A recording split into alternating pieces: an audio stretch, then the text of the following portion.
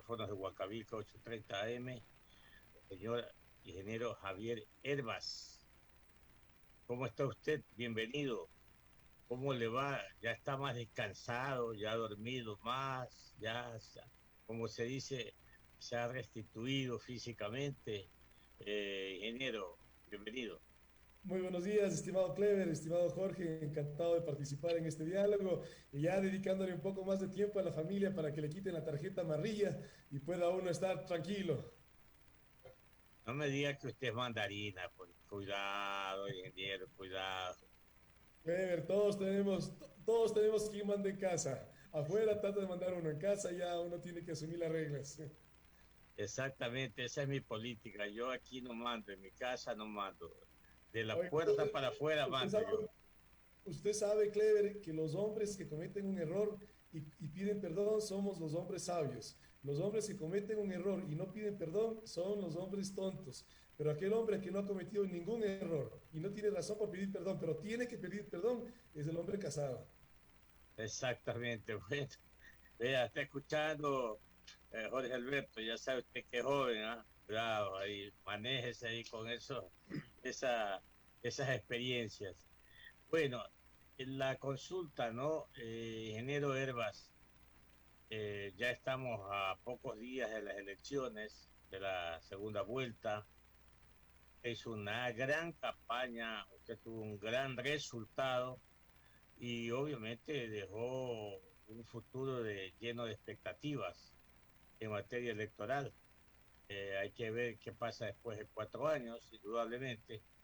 Usted fue muy claro en sus exposiciones, que no es un político de oficio, ha sido y es un emprendedor, un empresario, un hombre que está todos los días buscando cómo hacer mejor su trabajo, su producción y obviamente creando también trabajo, que eso es importantísimo. No, a mí, no sé, a usted debe pasarle lo mismo, a mí me da una profunda satisfacción cuando yo tengo un empleado más. O sea, estoy, yo digo, contribuyendo con el país y con una familia. Todo esto ya los ecuatorianos estamos enterados que usted ha tomado una decisión de apoyar la candidatura del señor Guillermo Lazo. La pregunta es, ¿por qué y para qué? Claro, si me permites, Clever, quisiera aquí dar un poco de contexto en el sentido de que yo ya estoy afiliado al partido del cual formo parte desde el primer momento en el cual acepto la candidatura a la presidencia de la República, que lo digo siempre es sin duda un honor, pero en mi caso es un honor doble porque es la ideología, el pensamiento que me define. Por lo tanto, hoy en día soy orgánico a las decisiones del partido y menciono esto porque hace más o menos unas 3 semanas, poquito más, hubo una reunión del Consejo Ejecutivo Nacional en el cual se decidió no apoyar a ninguno de los dos candidatos finalistas en segunda vuelta. Yo lo que he hecho es ser transparente y compartir cómo yo voy a ejercer mi derecho al voto. Yo soy dueño de un solo voto, que es el mío, pero en función de esa reflexión, lo que sí he hecho es una invitación a mis hermanas y hermanos ecuatorianos a que en ese pensamiento que decía que me define, yo pienso que los derechos tienen que ser irrenunciables.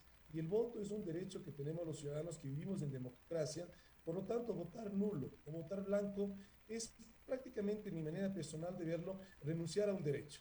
Dicho eso, quedamos con dos candidatos. Para mí fue relevante ver el debate del domingo antepasado, hace 3 domingos, porque de todas maneras, aunque el formato no permitió conocer las propuestas, no había una, yo estuve en algunos debates y sin duda la labor de quien modera es muy, muy importante para que con la repregunta profundizar las propuestas, en este caso no la hubo, pero sin embargo lo que sí hubo, a mi manera de verlo, fue regresar a ese confrontamiento, a esa división, a esas estigmas que ya llevamos los ecuatorianos 14 años. Y en función de eso, recordar lo que ese modelo ha significado, porque esto no es algo subjetivo, esto es algo objetivo que hemos vivido los ecuatorianos prácticamente 14 años, 10 años de manera directa y nos dejaron en el gobierno actual 4 años más, en el cual un modelo autoritario limitó significativamente las libertades.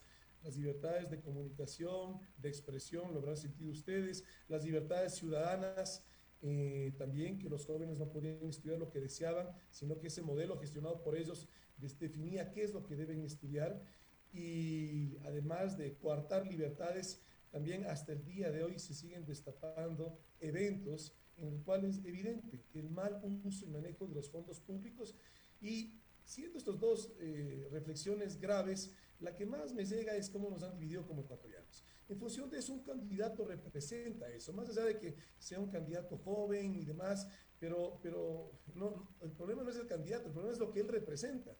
Entonces yo lo que he hecho es una invitación al otro candidato, al candidato Lazo, a que nos dé la oportunidad a los ecuatorianos el próximo 11 de abril a votar por convicción, por el país, por la democracia, por las libertades y no por resignación. Y lo que hice fue dar unos puntos de 5 de las 12 agendas que yo tenía en el programa de gobierno, nuestro programa de gobierno siendo candidato, lo estructuramos en 12 agendas y lo que he hecho es invitarle a que haga suyos algunos puntos de 5 de esas 12 agendas en beneficio del país. En función de eso, yo lo que he hecho es de manera transparente decir cómo yo ejerceré mi derecho al voto, pero tampoco no es que estoy haciendo campaña por ningún candidato. Con el candidato Lazo, de hecho, no nos une una visión política, una ideología, lo que sin duda nos une es un anhelo de redireccionar positivamente el país y continuar viviendo una democracia que proteja las libertades. 7 y 10 minutos, 7 y 10 minutos. Entiendo que el señor Guillermo Lazo lo ha invitado a usted a una reunión. ¿Se ha pactado la misma o todavía no hay señales de hacerlo? Bueno, él está ahorita en una campaña intensa. Hemos quedado en buscar un espacio y en la medida en la cual se define día y hora, estaremos invitando a los medios de comunicación. Lo que queremos es que todo sea algo transparente para conocer cuáles propuestas, cómo esas propuestas pueden ayudar a la sociedad ecuatoriana. Y aquí tenemos que ver una gran oportunidad, si me permites. Tenemos una gran oportunidad los ecuatorianos, demostrar al país que sí se puede sumar, que sí se puede aportar sin necesidad de cogobernar. Yo aspiro a liderar una nueva manera de hacer política en el país, en la cual sea una política de ideas, de propuestas, no de confrontación y de división, una política transparente en la cual podamos aportar sin que haya nada por debajo de la mesa. Casualmente leí hace poco unas declaraciones o unas preguntas que le hacen los ciudadanos a los dos candidatos en Diario El Universo, página 3 y 4. Y hacía mención a una interrogante que le hace una dama de Quito, una dueña de un negocio, una tienda. ¿Qué va a hacer usted con el 2% de impuestos que tienen hoy estos pequeños negocios y todos? Y la respuesta que le da el señor Arauz dice que la Asamblea es la que impuso ese 2%. Obvio, la Asamblea es la que aprueba todo lo que se llama impuestos. Pero el señor Lazo, cuando responde a esta pregunta, dice, yo lo voy a eliminar, pero no solamente voy a eliminar el 2%, sino también el 5% a la salida de divisas. A los empresarios, a los que hacemos pequeña empresa y a los ciudadanos en general nos agrada esta respuesta. Yo aspiro que esto se cumpla en el evento que el señor Lazo llegue. ¿Usted qué opina a esa respuesta? Bueno, sin duda el impuesto del 2% que lo colocó este gobierno sobre la facturación, porque es algo que inédito en el Ecuador. En el Ecuador tradicionalmente hemos pagado el impuesto sobre la renta, es decir, sobre las utilidades, y que se quiera cambiar eso, y aquí lo habla un emprendedor. Yo no vengo de una familia de empresarios, yo vengo del emprendimiento, yo no he heredado ni comprado ningún negocio. Cuando uno emprende, cuando uno arranca desde cero, los primeros 3 años son realmente extremadamente difíciles y uno normalmente no está haciendo una autoridad, uno lo que está haciendo es una proyección de un anhelo a largo plazo y que el gobierno lo quiera asfixiar en ese momento con un impuesto sobre las ventas, muchas de las cuales uno tendrá que estar vendiendo a veces hasta por debajo del costo para darse a conocer, para abrir un mercado. Entonces es totalmente inconsistente con reactivar el aparato productivo, porque aquí tiene que haber una apuesta importante, aquí necesitamos medidas urgentes en el Ecuador, y eso urgente tiene que haber una apuesta importante a la micro y pequeña empresa, que es la que puede reactivarse, la que puede generar actividad económica de manera rápida. Aquí también Clever te va a hablar un industrial. Hacer que la industria crezca es un anhelo, pero eso es mediano y largo plazo. Aquí necesitamos cosas urgentes. Por eso la apuesta tiene que ser a la micro y a la pequeña empresa. Correcto, 7 de la mañana, 13 minutos. Mi compañero José Alberto Escobar tiene inquietudes también para el ingeniero Javier Herbas. ¿Cómo le va, Javier? Un gusto saludarlo. Espero se encuentre bien de salud junto a su familia y también que tenga una excelente semana. Javier, sin duda, ustedes son parte de las 5 principales fuerzas de la función legislativa. En materia de ese ámbito, ¿cuál será la postura de la izquierda democrática con cualquiera de los dos que llegue al poder? Porque al final el poder legislativo debe de seguir su camino con el que llegue a Carondelet. Ese ejecutivo enviará proyectos de ley y necesitará los votos, que son 70, la mayoría absoluta, para poder consolidar la aprobación de cualquier iniciativa legislativa. Y sobre todo cuando estamos hablando de impuestos. Hoy el Ecuador está ante dos circunstancias: o baja impuestos o sube impuestos, dependiendo del gobierno que llegue el próximo 24 de mayo. ¿Cuál será la postura de la izquierda democrática? Se lo pregunto a usted, como su ex candidato a la presidencia, sobre todo cuando, como hemos señalado, está entre las 5 fuerzas: Centro Democrático en Alianza Comunes, Pachacutic y de PSC y Creo. Jorge, mira, y aquí te lo puedo decir en palabras de nuestro presidente del partido, Guillermo Herrera. Hay una renovación en la dirigencia de la Izquierda Democrática. Guillermo Herrera, el presidente; Diego Almeida, el secretario ejecutivo nacional. Por supuesto, yo también estaré ahí aportando. ¿Y qué es lo que se ha dicho? Que la Izquierda Democrática, lista 12, será un partido de oposición.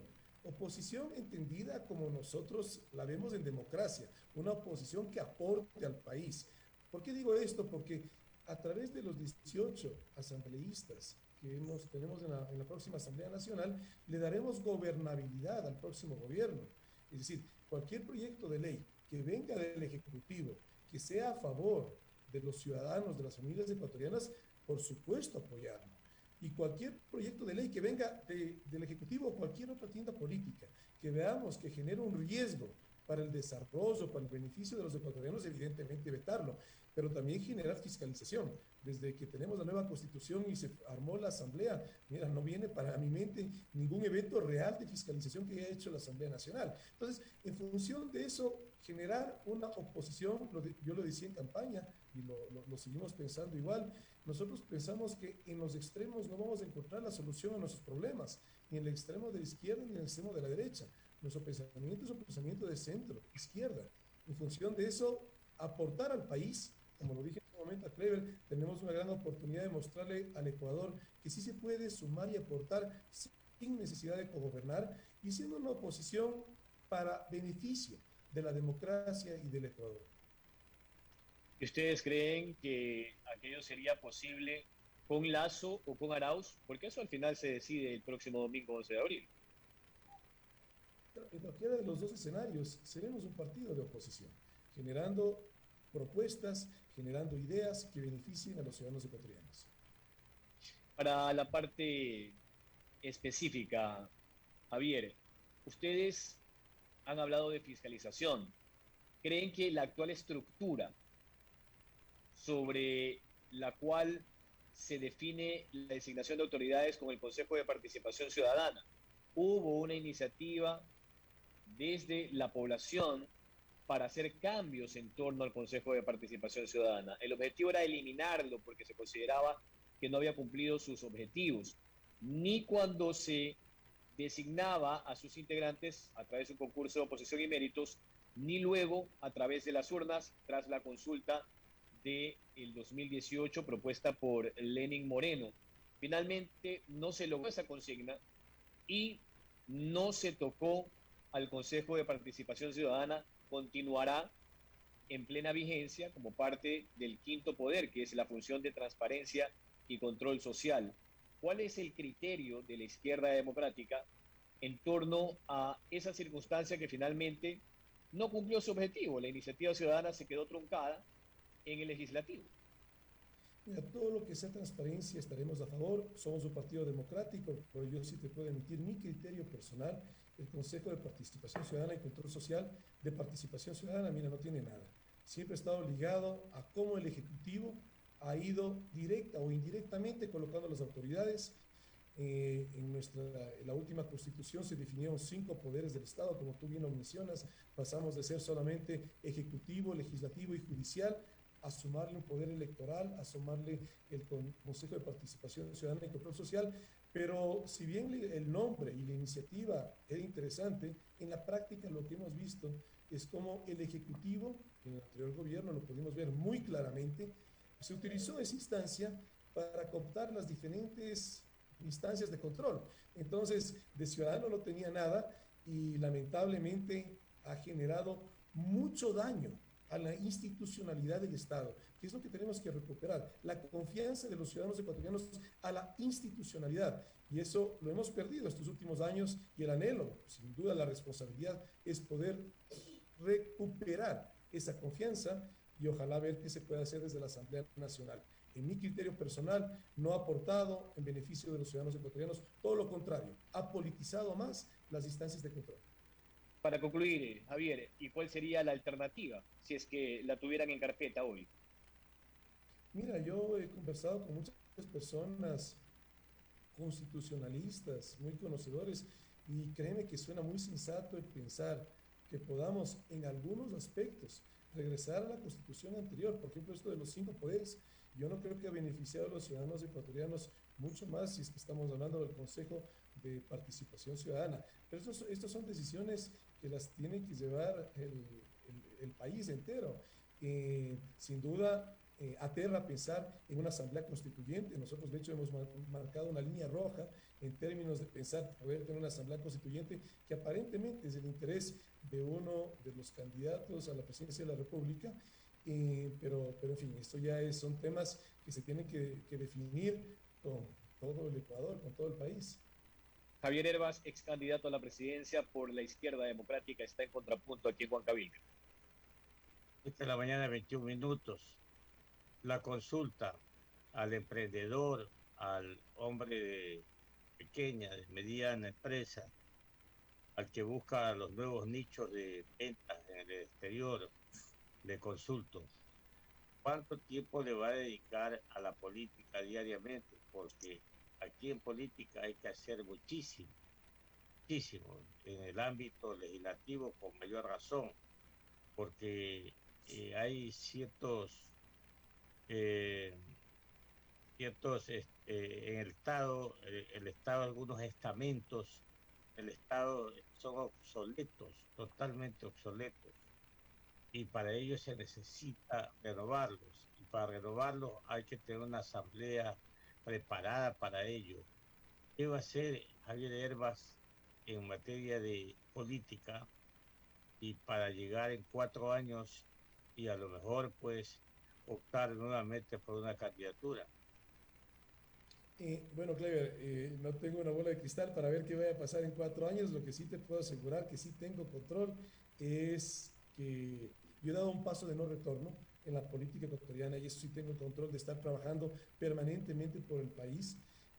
¿Cuánto tiempo destinar a la actividad privada y a la actividad política? Pues sin duda lo prioritario, si podemos decirlo así, va a ser el tema político, porque uno puede dejar, eso fue lo que yo hice, dejé de un día para otro la actividad privada para involucrarme en este paso de no retorno, de aportar a la política, porque la política es lo que nos toca a 17 millones de ecuatorianos. Yo lo decía en las reuniones que tuve varias a través de las federaciones de cámaras, con diferentes cámaras de la producción, de construcción, de industrias en el país. Yo en esa reflexión les decía que es bueno que nos involucremos en la política pública, porque si bien cada uno de nosotros estamos haciendo patria, Clever, Jorge, ustedes lo están haciendo como comunicadores y cada uno estamos aportando al país, pero sin duda desde la política pública, tocamos 17 millones de ecuatorianos, 17 millones de vidas, de tal manera que la política es muy relevante con el impacto que tiene. No somos política pública, pero sin embargo sí nos hemos convertido en referentes en términos de voceros en la política y generar esa vocería siempre de manera muy responsable a favor de los ciudadanos ecuatorianos. Así que siempre estaré involucrado en la política. También tengo, sin duda, que continuar en el tema privado. Hay un excelente equipo que es el que asumió la responsabilidad cuando yo me involucré totalmente en la campaña, porque fue algo que lo hicimos no solamente con total compromiso, sino con total pasión para que hacerlo de una manera responsable y de una buena manera. Pero siempre estaré en la política ecuatoriana. Mientras tenga vida, estaré aportando al país y esa será sin duda una prioridad, pero también eso no implica que uno tenga que estar tiempo completo y así puedo también estar en la actividad privada también haciendo un desarrollo. Déjeme decirle, Javier, algunas experiencias. Países desarrollados, y usted los conoce, los políticos todos los días están en esa actividad, todos los días. De hecho, yo recuerdo en un debate entre el señor Trump y el señor Biden, el primero le dice, ¿tú qué has hecho en 47 años que haces política? Quiere decir que estos señores que son del Senado, que son de la Cámara de Representantes, en el Congreso norteamericano se dedican el 100% a la política. Y yo estoy de acuerdo con eso. La política es una profesión como cualquier otra. Lamentablemente en países como el Ecuador y otros países de Latinoamérica, los candidatos, digo, repito, lamentablemente como que están solamente para el momento electorero y no pueden más también, porque esos candidatos que son seres humanos, que tienen familia, tienen que trabajar, tienen que buscar un ingreso para su familia. En ese orden, ingeniero Javier Herbas, ¿no ha pensado de pronto, no sé, dedicarse un poco más a la política, irse preparando aún más? Porque créame lo que nosotros estamos muy eficientes en cuanto a las personas que hacen política en el país. Hay una eficiencia. Acá en el Ecuador tenemos un ejemplo. Jaime José Nebot Saadi se dedicó 35 años, ya lleva dedicados a la política. Bueno, usted dirá, y bueno, él porque ha tenido las condiciones. Por supuesto que sí, nació en una cuna política, el padre político y todas estas cosas, pero son uno entre 1000, uno entre 10.000. La idea es que el Ecuador debe tener políticos de profesión que se dediquen a ello, a la política. ¿Cómo lograrlo en un partido grande o por lo menos que fue grande y que nuevamente está eh, reconstruyéndose como es la izquierda democrática, donde conozco muchas personas, muchos ecuatorianos preparados y gente muy convencida de su país, de su cariño al país? ¿Cómo hacerlo, Javier, de que usted se entregue un poco más a la actividad política, a la reestructuración del partido, a buscar las salidas para el país, aportar al gobernante de pronto, ¿por qué no? Aportar, no convirtiéndose en un asesor y cosas por el estilo, sino desde un sector del país, decir, esto le hace falta hacer a este gobierno, ejemplo, y es el cantar o el decir de un sector de los ciudadanos que pide tal o cual cosa. El país está lleno de necesidades, Javier, y usted lo sabe, está lleno de necesidades y también el ecuatoriano está ávido de oportunidades. El ecuatoriano no tiene oportunidades, no es que sea vago, no es que sea lo que sea, sino que no tiene oportunidades. Desde ese punto de vista es que hablo y digo, ojalá Javier Herbas y otros personajes que fueron candidatos se dediquen a hacer política, a su profesión política. No sé, ahí viene el otro problema, y de qué come, de qué come, como se dice comúnmente usted, Javier. Clever, mira, muy de acuerdo que hay que prepararse y prepararse es un camino que nunca tiene un fin, siempre tienes la posibilidad de un mayor aprendizaje. Yo hice estudios superiores en la PLAC sobre ciencias políticas, hoy en día también estoy pensando hacer otros estudios superiores para, como tú bien dices, irse preparando, pero también quisiera hacer una reflexión contigo, Clever, que quienes están únicamente desde la política, tal vez inclusive desde la academia, desde los libros, pierden el contacto con la realidad, con los problemas ciudadanos, de tal manera que es un complemento. Hay que prepararse sin ninguna duda. Y eso es un camino de aprendizaje permanente. Y no solamente en términos de conceptos. Mira, yo te puedo decir una experiencia muy personal. Este proceso de estar en la política ecuatoriana comenzó a mí y mi vida hace 7 meses. Hace 7 meses, Clever o Jorge me hacían una entrevista y créeme que a veces los nervios te vencían y las ideas que tú querías transmitir con los nervios pues se te pasaban. Entonces hoy en día puedo tener el gusto de tener esta entrevista con ustedes, dos importantes comunicadores ecuatorianos, y uno poderse expresar con claridad. Siempre uno puede mejorar, por supuesto, pero por lo menos ya no tienes esos nervios que te vencen, pero también es un complemento en términos de ser un buen vocero, en términos de conocer los conceptos y tener criterio, pero también en términos de conocer la realidad, porque la realidad es lo que tenemos que cambiar. El Ecuador que tenemos no es el Ecuador que queremos, y desde un escritorio no se cambia. Hay que conocer los problemas, y muchas veces lo que hemos visto en nuestro país es que hay personas que han hecho de la política su único, ¿qué puedo decir? Se han profundizado tanto que se ha convertido prácticamente en un cacicazgo el que hemos tenido de muchas personas en la política. Y la política, lo que yo pienso que debe ser, es también la formación de nuevos líderes.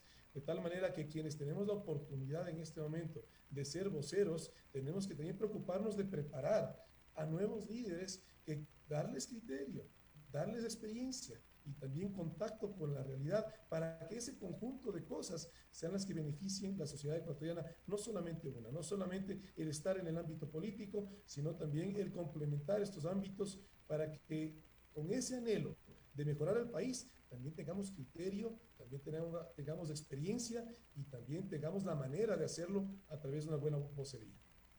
Y la política o los políticos han venido de más a menos.